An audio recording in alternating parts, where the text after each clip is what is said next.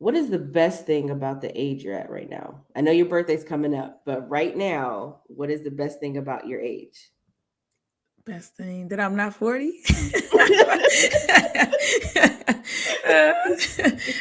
Honestly, that I'm not 40. I mean, it's close. It's like so close. I mean, like 38 is it's I'm thankful to have made it to 38, but it's like honestly that I'm not 40. That's the best. That's the best thing about my age. What is it about 40 that you're just like, ah? I don't know. It just seems like 40 is just so official. I don't know. I mean, you say 20, 30. 20, you get like a little, like, okay, you make some mistakes. 30, like, you better get it together. Like, it's a warning. You better get it together. 40, you better. You absolutely better have it together by 40. So you still got a little time. Yeah, like a year, Okay. because I'm almost 39. So, yeah. Okay. Well, welcome to another episode of Take a Space podcast. I'm your host, Leah, and I'm joined here by Lynette.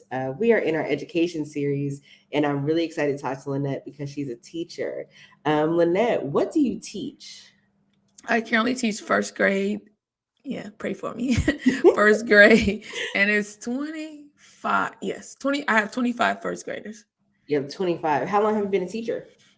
So I just graduated May 15th of this year, 2021, Hmm. and school started August 16th of 2021. So Okay.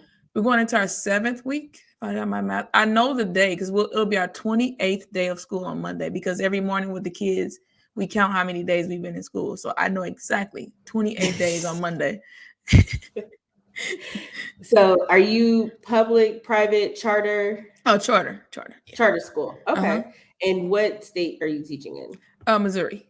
Missouri. Okay. Mhm. How do you feel the pandemic has impacted the education of the students? Because we saw in this last year and a half that we have been quarantined and then out of quarantine and then kind of halfway quarantine, virtual learning, kids not paying attention, showing up to class, sleep, things like that, missing school, and they're trying to bring the kids back in school. So I guess the question is kind of twofold. Mhm. What are some impacts that you're seeing educationally for the students, and do you think right now is a safe time to have them, like necessary to have them back in school? First part of the question, the impact is that a lot of them are behind. I'm sorry to say that, but a lot of them are performing below average, low average, below grade level, well below grade level. That's the terms that we're seeing on like an assessment. We just had to do. Mm, It's called the NWEA, and I don't know if they have it in every state. I want to say that they have it in multiple states, but it's something in a charter school that they take at the beginning, the middle, and the end of the year to determine the growth of the student. So we took it now. It was just last week to know where the student is now after 5 weeks or 6 weeks in, and then we'll mhm. take it again in the winter to see how much they've grown, and then at the end, hopefully they're above grade, at least meeting grade level, because we Yeah. want them to go to the second. So at least meeting grade level. Hopefully, some will be above. But what I've been seeing, the results of the assessment is that I have first graders that are performing as a pre-K student. And pre-K Wow. students are 4 years old.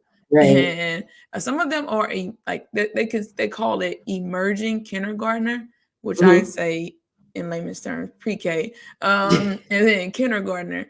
Now kindergartner is not so bad, quote unquote, because the school year is only going to the 7th weekend. It's Right. just that I hope that they're like it doesn't say how far into the kindergarten year they're performing. So that I don't know. Oh, okay. So I just know for me, just seeing it, it kind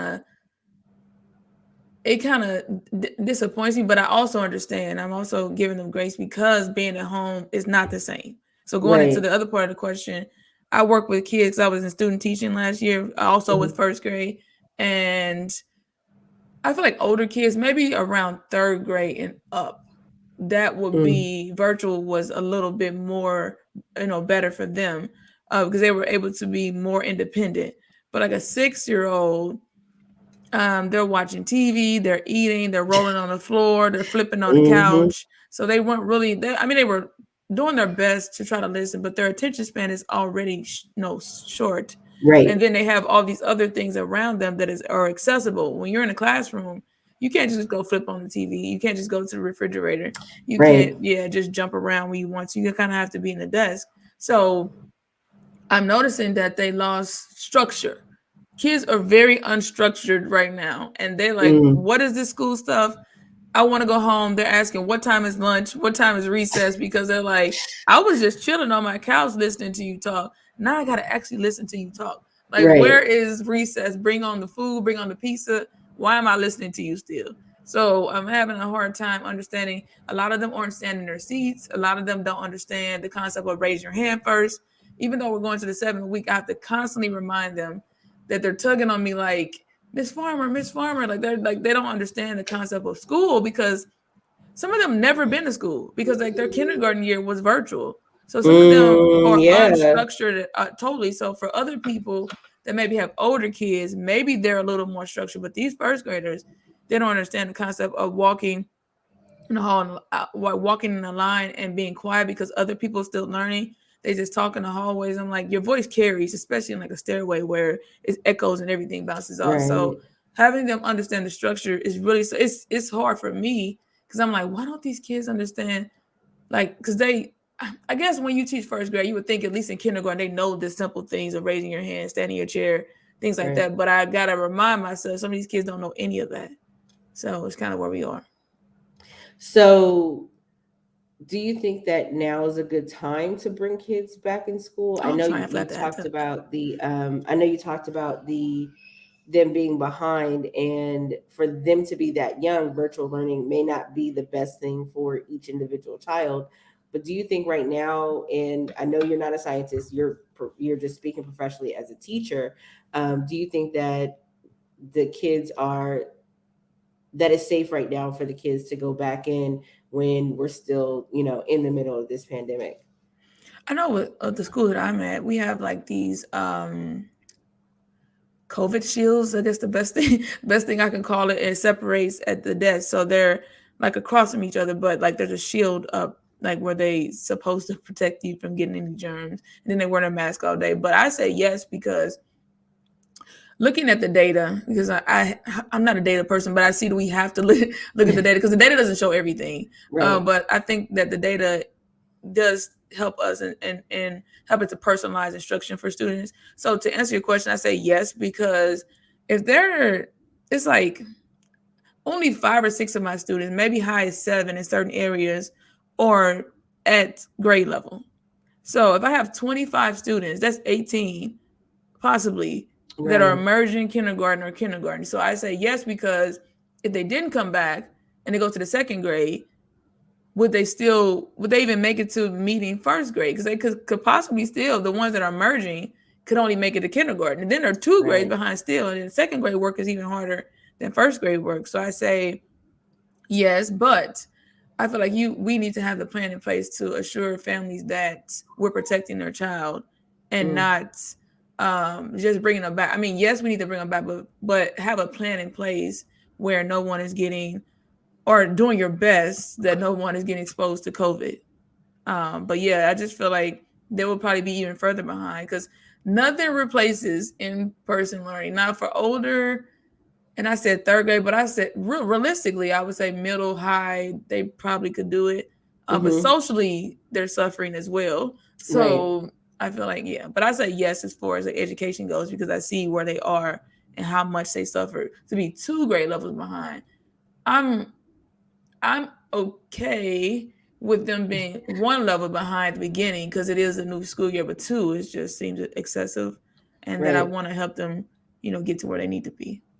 So, what is feasible in, I guess, guaranteeing the parents that your child is safe in school? What Mm-hmm. measures have been taken? Because it's some parents are just like, I want my kid to be safe, I do want them to go to school, socialize, things like that. But I mean, kids are gross. Okay, they put Yes, I everything know. in their mouth, they touch everything, they don't properly wash their hands. I mean, a lot of adults don't either, but Yeah. kid, and they share hats and jackets, and oh my goodness. So what do you feel is feasible, or what steps have the school that you're working for taken? Yeah, like I told you, the shields. There's like this big. I don't know what the correct terminology, but it's like a glass shield Like that. a plexiglass? Yeah, plexiglass. Like they're Okay. separating them, and then At the each desk? So like each student is like enclosed in their own so it's desk? like so this is like a table. So we have desks in certain class. I think second or third. I can't remember what grade, but the first graders all have tables. Okay. But like if you're in a little higher grade, they have desks and they're like they're far apart, at least within. Because I don't know who changed this, but right now they're saying 3 to 6 feet. I know at first it was 6 feet, but now they're saying three. So the desks are 3 to 6 feet apart. And Mm, then with my kids, they're at a table, so there's a shield up with the person across from you that is across from the other students. So that's a way to protect germs and making okay. sure that we remind students that your mask, it should not be under your chin. It should not just be on your mouth. It should be covering your nose. So we always do like mask checks throughout I don't know how many times a day, because with little kids, even with adults, you see the Yes. adults riding around with their mask under Yeah, their chin strap and all that. yeah. Yeah. So just have to constantly remind them. And then with what you're saying, it is a challenge because like I had the kids when they go to lunch, they take it off. And when they took it off, one kid put on the other kid's mask and they just looked like what? Oh. And I was like, that's not your mask.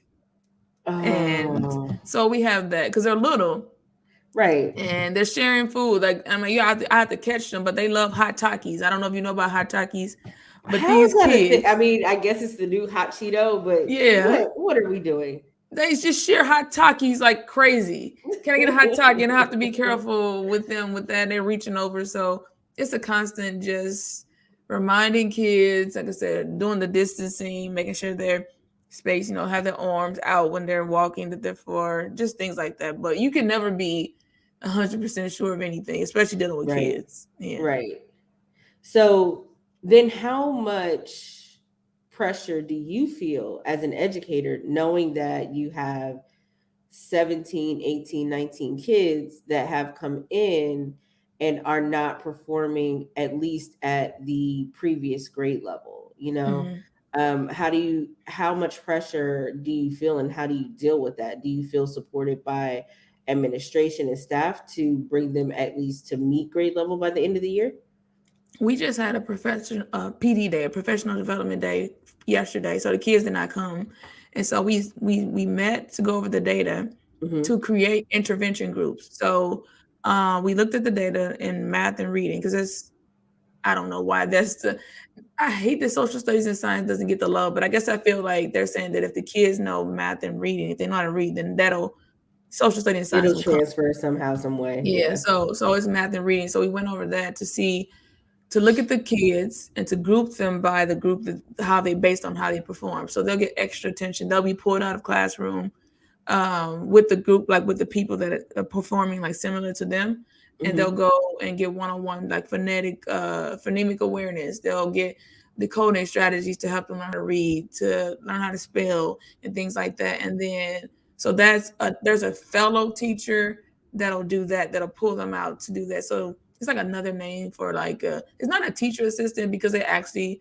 are responsible for content and responsible for helping the kids with decoding strategies, and helping them to learn how to read. So they'll pull them Mm-hmm. out. They're assigned to like based on how they performed on the assessment. They'll work with kids on their level. And then as far as me as a teacher, I'll have to use part of my day to create small groups for math. And so based on that's what I did yesterday. I grouped the kids based on performance level, and I'll start doing like a more intense thing with them while other kids are working independently on something else. I'll Mm-hmm. rotate, like this group will meet Monday and Wednesday, this group will meet Tuesday and Thursday, and that's based on your current level of performance. Okay. So it sounds like your admin is really supporting and seeing that it's not just a single kid or a single class or a certain age range, but it feels like they're aware that a lot of students are having the Mm-hmm. issue. Are you all year round, or do you take the Uh-uh. 2 summers off? I mean, the 2 months off during summer? Yeah, we take the 2 months off because, and actually, that you asked that, our school day was extended because someone told me that last year I think they got out at 2:45. Don't quote me. I think 2:45, and this year we get out at 4:15. And we Oh, started a week before the other schools around Missouri or the St. Louis area started because the administration was thinking that we get them in and kind of maybe work on those kindergarten lessons pertaining to me, work on the grade level that they came from. So any grade, go on the previous grade and work on like maybe those lessons that first week. Then maybe that'll even give them even more support. And so we okay. started a week earlier before the other schools around our area, and we also extended the school day from 2:45 to 4:15. Now, mind you, that is a long day. That is a long day because we started at 8:30 to 4:15. Whew. Yes. How So do you keep a 6-year-old's attention for that long? exactly. That's why, and we only have one recess. Do y'all have nap And time? no, the kids are Wait a like minute. they when it first started, they were Hold like on. crying, telling me something. Can I go? Like they wanted to take a nap, and I'm like, well, no, they only take naps in pre-K, and maybe kindergarten may have something similar, but I think it's pre-K is the only one that actually like turn the lights off, sleep on your cot type thing. That is a long day for a 6-year-old with no nap.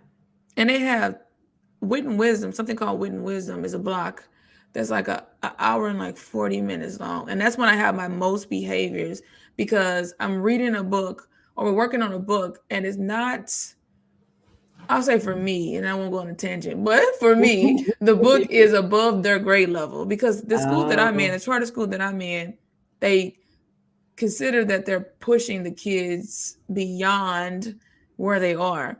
And the kids are already 2 grades behind. So I read a yeah, book over the past few weeks. We've been reading third and fourth grade books that only I can read. And so it's not as engaging because I try to make it fun. I do the silly thing, the dunky noises and all of that. But the block is so long that that's when most of my behaviors happen because the kids are just like, when is this going to end? right, Yeah. right. So how do you manage that though? Like I know that it's a part of the school's curriculum and things like that, but knowing that the kids are behind, yeah, like since they're already behind, let's start with something like in the like a grade and a half up instead of 2 grades up. Mm-hmm. Like do you all have like the support or the voice to be able to state those opinions or give that feedback? I would say being as discreet as I can, as I can we, be, as I can be. we love employment. We love Yeah, employment. yeah. So that we don't have as much autonomy as I would like. Okay. Because I was discussing, with the parent that because her son was having behaviors, and she was saying, "Is it because of the material? Maybe he's bored. Maybe this, and that." And I did express to her. I said it could be the book is above his head. Not, and I said that within because the book is a couple grade, not a couple, 3 grade levels above the current grade that I'm having to do most of the work. And I feel like kids are more engaged when they have a part in their learning. And but Yes. because I'm having to navigate so much or control or administer so much of the learning that's when behavior starts. Because I noticed not yesterday but Thursday when I had them making shapes out of straws, I Hmm. had no behaviors because they're actually cutting the straws. They want to say, Miss Farmer, let me show you what I made, but their hands are busy, and so Yeah. they're working, and so I don't have behaviors. But when I have like behavior problems, when I'm having to Yeah. basically talk the whole time, I get sick of hearing me. So I know you get sick of hearing me. So to answer your question, I feel like if you're in a school or you're in a district where you have more autonomy, then yes. Because if I did, I would say, man, no, I'm just going to scratch all of this. I'm going to go to like maybe one sentence books Mm. or things like that that are maybe kindergarten books. And not stay there. And I'm not defeated by any means, but I feel like realistically, that's what we need to do before Right. we At can least go. it's a Oh, starting point. Yeah. yeah, yeah. And unfortunately, anybody out there, some districts you work at, you have to teach what they tell you to teach. Hmm. So it's kind of how it is. Yeah. So knowing all the things that you've known, why did you go into teaching? Because I still love it. After all the things I say, my voice, as you hear my voice, it's a little bit of allergies, a little bit of lower register when you talk to the kids, or I haven't mastered speaking from my diaphragm. I don't really have a strong voice, so that's another reason why too my voice sounds like this. But I say that I went into teaching because I love it. I still, as we get more and more into the school year, I'm learning their personalities, Mm-hmm. and sometimes I'm just doing random stuff around the house or just doing whatever I do, and I smile because I had a thought about something that a child said or a child did, and how they just say, "Miss Farmer, you're the bestest teacher ever," and things like that, and how they light up, and just hugging them, just hearing about their day, and just seeing them grow, because I believe that is my goal. I know I can't reach all kids, but I believe that my kids will grow, that a lot of them will leave where they need to be. So that's why I do what I do, because I want to change their lives. I want to be a part of their life that impacts them in a positive manner to get where they want to be. Like right now, you're just 6, maybe 7, but I want to have an impact, a positive impact in you looking back at as an 18-year-old, 20 or 30, whatever, and saying that, man, that Miss Farmer really helped me to believe that I could do anything and I can get to, where I want. I might have gotten on her nerves. I might have, made her yell and lose her voice. Like they'll tell me, Miss Farmer, we're gonna help you keep your voice. And then I have to give them a speech and say, well, what happened to you helping Miss Farmer keep her voice? And so, but yeah, that's why I do it, because I love it. I love the kids. So why first grade as opposed to like third or fourth? Third was my ideal grade, but the teacher, because I'm new, he was like, well, because you taught first grade, and he was a little apprehensive because people, I guess I feel like sometimes when you graduate and you're going into the field that you are, people don't want to hire you. But I'm like, how do you get experience without getting Right. experience? And Right. so he felt like because I did my student teaching in first grade, like, okay, maybe she has a leg up. So he put me in first grade. But my ideal grade was third grade, because in church, that was the age group that I always worked with, and I was familiar with like Oh. their personalities, and they weren't as talkative. They were a little bit more independent. Yeah. And so, yeah, so third grade is my ideal. But because of me being new and I had experience with first grade, that's kind of where I got put.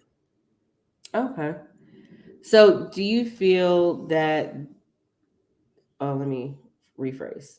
Mhm. So we talked a lot about the impacts of the pandemic, and one of the impacts that you brought up was the lack of structure. Mhm. And I mean, the kids are at home all the time. They don't have to have, structure at home. Not all homes are the same, and all the kids, whether they chose to have nap time or whether they stayed up all day, they ate whenever they wanted to eat, Mhm. things like that. So how how do you feel that the parents can assist with having the child learn to be structured at school? Mhm. I know with me early on, I've had great relationships with the parents. They text me, we talk often. So probably not all of them. Some of them maybe outside of the hours that I told them to, but for the most part, they stick to I they stick said, to don't call me after it. 7. It is 8:30. What do you want? Yeah, and for the most part, only maybe one or two will creep in, but for the most part, they stick to that. But I'll answer kind of like both ways. I'll answer with behavior and curriculum. So like for like curriculum, I'll say that I send little notes home, like telling them about like where we are, what we're learning, so they can practice on things at home. Um, Knowing that every day they're actually being held accountable at this particular school, because we have a behavior log that we send home every day, so they have to sign it. So they're actually having to look in their child's folder. Now, mind you, 100% of the kids are not doing the homework, but there's a high percentage that are doing the homework because their parent has to sign a form every day. So Ah, I feel like us working, them being aware of what's going on in the classroom and what the kids are learning to mhm, practice with them will help all of us to get the student to where they need to be so they can go to the second grade. And then as far as like behaviors, is that I'm noticing that when I am in have healthy communication with their parents and are making them aware. I'm not calling them off of every nitpicky, like maybe the student, I don't know, maybe got out their chair a couple times, but I kind of trying to see if the student can self-correct and like mhm, maybe regulate themselves before I call them every time. But when I notice a pattern, I'm calling a parent, and these parents are working with me, like taking away TV time, taking away time on iPad, taking away things like Mm, that. So the kids will act right because they're taking away, like giving someone a whipping. If that's what you do, that's what you do. But I feel like taking things away from them is like, oh, like one student told me, I'm going to the movies on Friday. So that student was great on Thursday because their parent had texted me and said, let me know if so and so isn't good because they will not be going to the movies. And so that helped him to maintain his behavior. And it's not that we're bribing kids, but it's kind of like letting them know that you don't get a chance to have fun. You don't get a chance to, because those things are a privilege. But right. you're in school to learn. So you won't be doing the fun things if you're not taking care of the serious things first. So just Mm, working with them and the parents just um working with me and like removing things to let them know that you need to take care of what you need to take care of first, and then you can have fun later. So that's helping. so the parent teacher relationship sounds just as important as the teacher child relationship, Mm-hmm. because especially now more than ever, when the world is still, I mean, the world has always been uncertain, but we're not really sure which direction this virus is going to go, which direction businesses are going to take, mask, no mask, Mm-hmm. vaccines, and so many other decisions that have to be made, and and so many other options that are available. You want your kids to get the best education, and you want them to be successful, and you want them to, have access to what they need, right? So in supporting the student and building the parental relationship, how does that now, because now there's another part, which is admin, right? And Mm-hmm. not having, you talked a little bit about not being as autonomous as you would like to be as a teacher in this school setting. But how does your relationship with admin affect the relationship that you have with with the parent and the child? How do I answer this question? Um, I feel like it is challenging sometimes as far as with the pandemic, as far as admin. Initially was said that the parent, anytime they want to come and sit with their child, anytime they want to volunteer, Mm-hmm. go on a field trip and things like that, that the classroom doors were open, because a lot with the pandemic, how when it was worse, they couldn't do any of that. Then we felt like we were in a good place, and then whatever, people went back to pre-pandemic, and we went to another, back to a bad, not a bad place, but a place not so good place.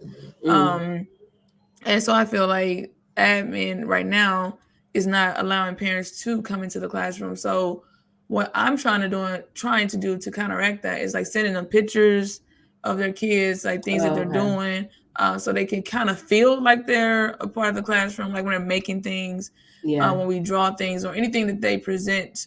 I'm trying to take pictures and send it to them, and they're like appreciative, like really happy, because I created this award.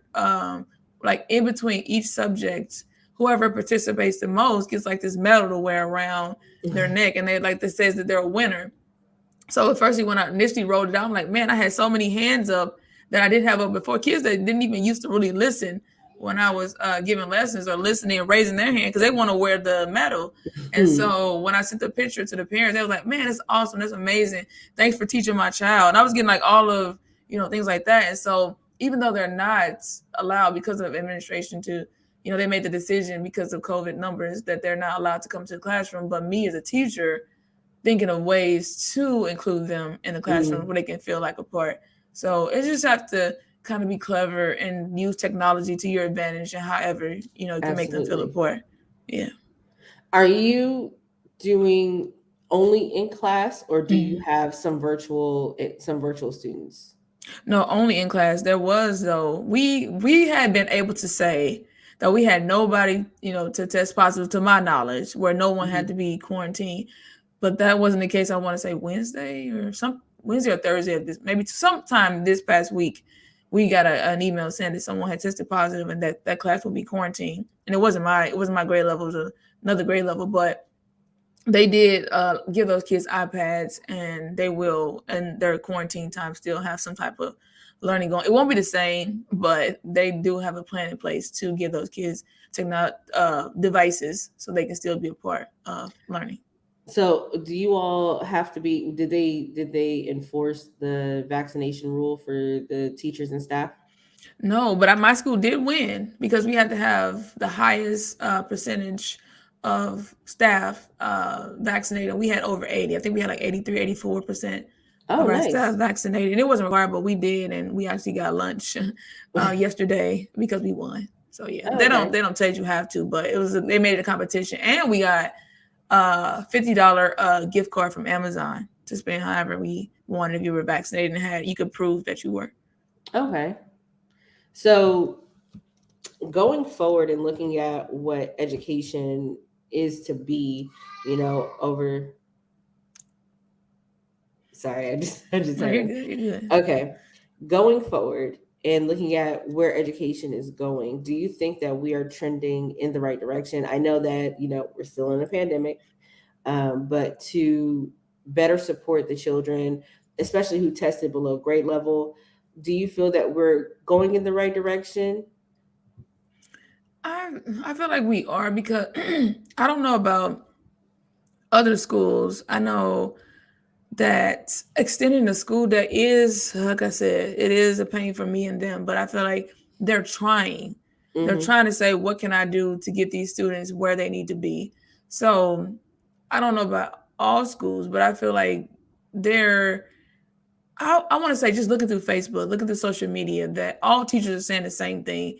Kids seem to be just further behind, not even uh just the curriculum, but as far as like just school, just school structure. So I feel like we are having to have more grace and more Mm-hmm. patience with the kids, and we are human because so it does get hard out there. I want to tell you that kids just seem really different, and I'll just the word I can use than when I was in school, and just how we were more, I guess, quote unquote, afraid of the teacher, but like where we wouldn't do certain things. But like these kids, they do things that I feel like we didn't do. But again, we are in pandemic. Some of them have not been in school, but I Mm-hmm. feel like the schools are trying to figure out ways to get those kids personalized instruction. Like I told you with my school, that they realized that they need to be pulled out of class. So I think it used to be a negative connotation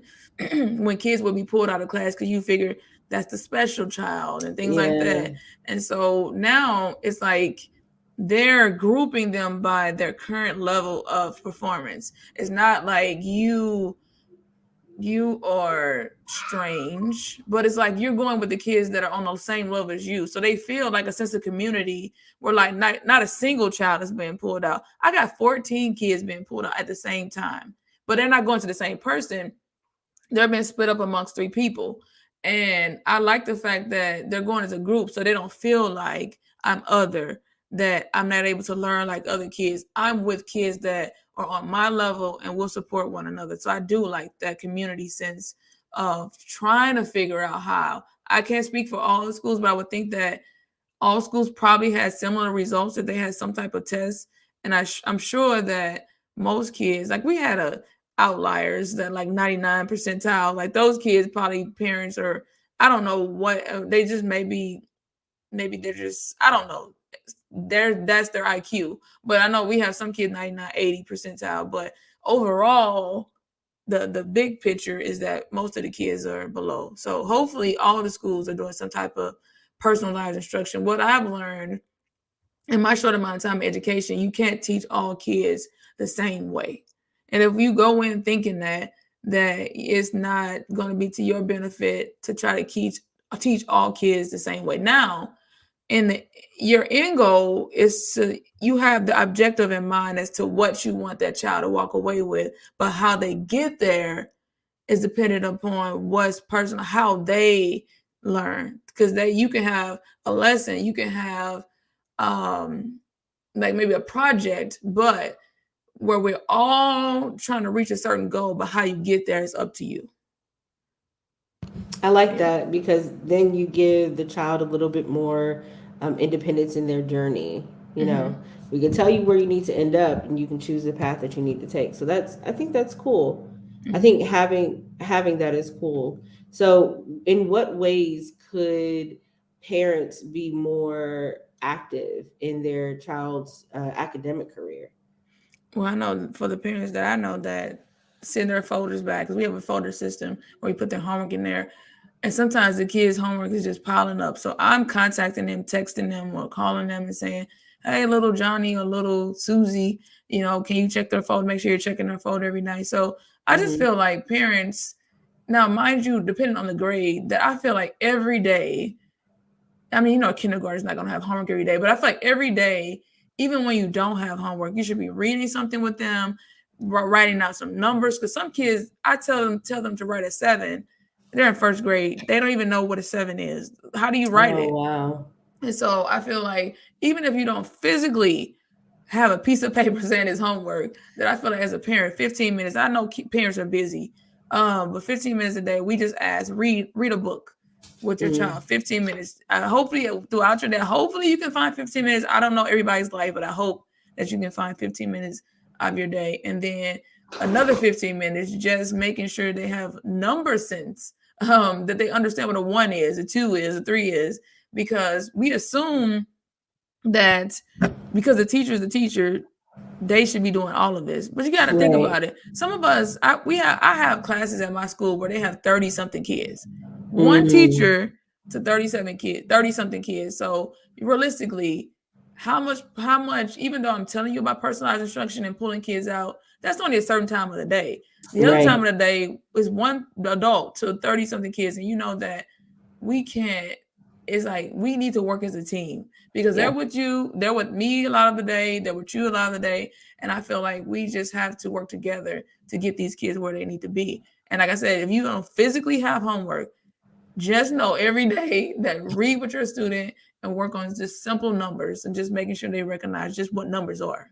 And which, if you call out a number that they're not, I have a student that every time I call it a number, they're going straight to the number chart. Now, mind you, we put those up there as resources, but they rely so much on it that, say, for instance, I'll give Uh, you an example. The 4 plus 3 is 7. They'll start at 4 and they'll count 1, 2, 3 every time to see what the next number is, not just using their fingers or using the different strategies that we did. They have to go automatically to the number line to do the bouncing. Now, we do give you that, but if you can't, we want you to not rely so heavily where you're able to think, outside of that. mm-hmm. So yeah, just reading every day, just practicing your numbers, just those simple things. Okay. Well, is there anything else that you want to talk about that we haven't covered as far as education goes and where it's headed? I just say to all the administration, every school, everywhere, just think about reducing your class sizes, because I feel like with the pandemic, yes, we can pull the kids out for specialized instruction, but that's 30 minutes here, 30 minutes there. Mm-hmm. We're in school from 8:30 to 4:15. So you got to think it's one person to, like, I have 25, but some people have 30. I think one Mm-hmm. maybe has 32, because but there's like private schools that have 15. Like, I thought that when I was going to the school that I was at, I was like, oh, 15, because I think a good number for me is 15. And that to think about hiring more teachers and reducing your class sizes. And I feel like that even with the pandemic, that I feel like kids won't be behind their grade level. And you'll have some, but I feel like that if you give a teacher less students where they don't feel so overwhelmed, because we got to grade everything. Elementary teacher grades all the subjects, not Yes. just like a math teacher or science teacher just grades that particular subject. We grade all the subjects. So we have to look at um, where the students performing math, so all of those things. So I feel like if we had less students, that we can make sure that kids don't even get to the point where the majority of the school is behind, because you can focus more attention on noticing when somebody gets off earlier. Because if you have so many, you might miss things, just as a Yeah. human. Let's be Yeah. realistic. You'll miss things when you have more humans to deal with. So everybody out Absolutely. there, please think about reducing the class sizes. Just please, some kind of way. But then that begs the question of where are we getting the other teachers? Like, because in your instance, you would, for the 15, up to 15 class size, you would need two teachers, you and another person, to manage your classroom. So are you seeing less teachers? Like, you just graduated, so are you seeing less people go into the field of education, or are you seeing that, oh, there's, especially when we talk about representation, Mm-hmm. teachers who look like us, teachers who, resemble multitude of cultures, Mm-hmm. instead of just always looking at um, the teacher that's like, oh, they're fair. Yeah, They're, no, no, you no. know, I agree with you because, like, in my school, it's like, and not trying to be, how I say this, I but guess I should just say white teachers instead of yeah, just no, having no, no, white yeah, yeah, teachers. Yeah. yeah. Because I was gonna say that my school is like probably 98.9%. I've only seen I have one white student. I might have seen one other that potentially why I couldn't tell if they were biracial or not, because I Mm, only seen it like in a flash. But and it's like they refer to him as the white. I mean, because we don't have any, and so automatically that I have the white the white student in the school, and there's only me in first grade. There's a black student. There's two black teachers in kindergarten, and that's it. Because we have pre-K through third now because we were a newer school and we get a new grade every year until we uh, get to fourth, and so most of the teachers are white, but most of the students are black. And so that's why, really? yeah. And so that's kind of like what we have. Even me in school, a lot of the students, when they got jobs, they went into areas like the kids that look like me, but they don't look like the kids. And Mm, so I just think that we need more of us because we understand how we're not in every household, but we kind of understand like how households are ran in our culture and what the kids kind of need and then the trauma that they're dealing with. Because I'm dealing with a lot of students that come with they like they're defiant. I tell them to do something, they're under the desk, they're crawling, they're flipping, they're doing cartwheels, and I have to be mm, patient. And because like I have to tell myself it's not personal. Kids are speaking to us when they perform like that, when they act out, when they defiant, because they don't have the skills, the conversation skills yet, the communication skills yet to voice what's going on with them. So they act out. right, right, And right. so kind of with we know all the things like daddy not in the house, your lights got turned off. I had students like maybe lights got turned off, things like that, and Mm-hmm, they're dealing with all these things. And I'm not saying that other cultures or other backgrounds aren't dealing with that, but we know like the struggle, the poverty, and all that that goes in the Black community. And I feel like sometimes that we need teachers that understand and that can relate and be like, mm, kind of, consoling that kid or being more understanding of that kid or giving them kind of what you think that they need. And not saying that others, they might know exactly what their child need, but I just feel like when you've been where a lot of the students have mm-hmm, been that you can kind of maybe help them a little bit more. So maybe some kind of way, figuring out a way to get out there and get people of color to go into teaching. Because I feel like a lot of reason why people don't go is because of behaviors. I think behavior management is probably one of the top reasons that people don't continue with education, and that's mm, because we don't feel like we have the support. I do feel like co-teacher co-teaching is where education needs to go, because when I have somebody with me to back me up, to tell you to be quiet, to sit down, I feel like we're a united front and they listen to us more than just one person. But when me and another teacher, we're together, we can stop things better when there's two of us. Now, right. both of us can't. Like we know one have to fall back. You have to find where somebody can work together. Because if you have two strong-head people, maybe that won't work. But you have Mm-hmm, to find a mm-hmm, balance back. Because I feel like education should have two teachers in every room, and they should have smaller class sizes. But how to get there, I just think that if you start off now, trying to create, because in the school that I'm at now, they have a actual title called fellow teacher, but I know other schools might not even have something called where they have a backup or right. support. Creating the title so people know that are maybe young now that are in high school, they're thinking about going to college to go into education. They'll see that now you're offering support, because I feel like if people see that you have two teachers in a room, they'll start to say, well, I'm not by myself, and they might consider going into the field, because I feel Mm-hmm, like people don't want to go because they don't want to be burnt out. yeah. And if you start to show people that are on the fence that they're going to be you and another adult at all times, that I feel like people will start to go in the education field more. Yeah. Okay. I was going to ask you if you had a pitch for the people who are in college or who are on the fence of deciding. But no, that was good because I don't know a lot of people. I think it's you, Jason, and maybe two other people that I know that have gone into education. Mm-hmm. Um, but we do need more teachers, and hopefully people won't just look at it as a fallback plan. Like I had a ninth grade teacher who was an engineer, and he came back to teach algebra, and his credentials were he was an engineer. Just That like, happens. That what happens. are you? Yeah. Why are you? And oh gosh, it No, was a lot. I yeah, I But see that.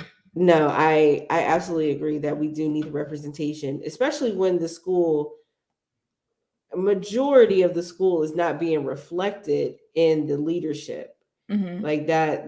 I feel like that's an issue, but looking at it as a whole picture, administration, who actually applied, what are the credentials necessary, Mm-hmm. are people qualified for that, who's most qualified, who has access, things of that nature. But um I do think that it's still, regardless of whatever the factors are, the issues are still valid. Mm-hmm. Yes. Yeah, the issues are still very valid. But thank you so much for having this conversation with me. Oh, you're welcome. This is your opportunity to go ahead and plug anything that you have. All right. So the Nice to Meet You podcast is on break, but I'm going to drop random bonus episodes. I think I'm going to drop one this week. With me being a teacher, I haven't figured out when I want to come back. I believe that I don't know if I'll come back for a full season. I think that right now, what works for me is bonus episodes when I have time. So I know some people appreciate just hearing how the teaching life is going. Like I have people just listen to my podcast just to hear the insight and education. Like my podcast is about inspiring one another to become the best version of themselves. But I feel like in my podcast, you were with me on my journey to get to being a teacher. And so like Right, right. now where I am is letting you inside my world of when I got to where I wanted to be.